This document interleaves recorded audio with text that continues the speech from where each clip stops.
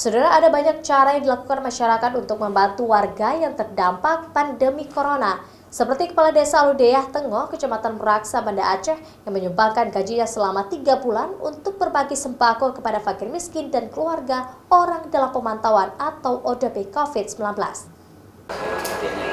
Azri Munaldi, Kepala Desa Aludeah Tengoh, Kecamatan Meraksa, Kota Banda Aceh, menyumbangkan gajinya selama 3 bulan untuk berbagi rezeki di tengah pandemi corona.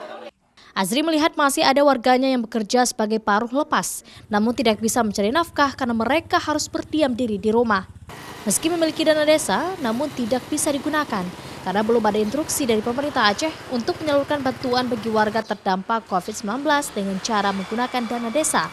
Sehingga Azri bertekad membantu warganya, yaitu dengan cara menyumbangkan gajinya selama 3 bulan dan menambahkan dana pribadi sehingga total dana bantuan yang dia salurkan sebesar 11 juta rupiah. Dari dana tersebut, Azri menyumbangkan 130 paket sembako kepada fakir miskin dan keluarga orang dalam pemantauan atau ODP COVID-19. Di Desa Aludeah Tengoh ini ada 2 keluarga ODP yang terdampak. Mereka adalah karyawan lepas yang bekerja di tempat usaha dari pasien positif terjangkit COVID-19 sehingga harus dikarantina mandiri selama 14 hari di rumah. Jadi memang sudah saya niatkan untuk saya bantu warga. Memang awal rencananya saya berikan hanya beberapa warga yang memang layak kita berikan. Tapi setelah saya berkonsultasi dengan keluarga saya, jadi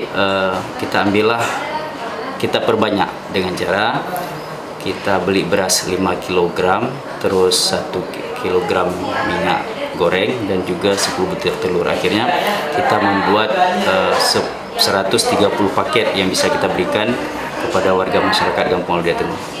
Selama di karantina, Kepala Desa ini memastikan kedua keluarga ini mendapatkan bantuan sembako untuk kebutuhan sehari-hari. Bantuan sembako yang diberikan berupa beras, minyak goreng, dan telur ayam.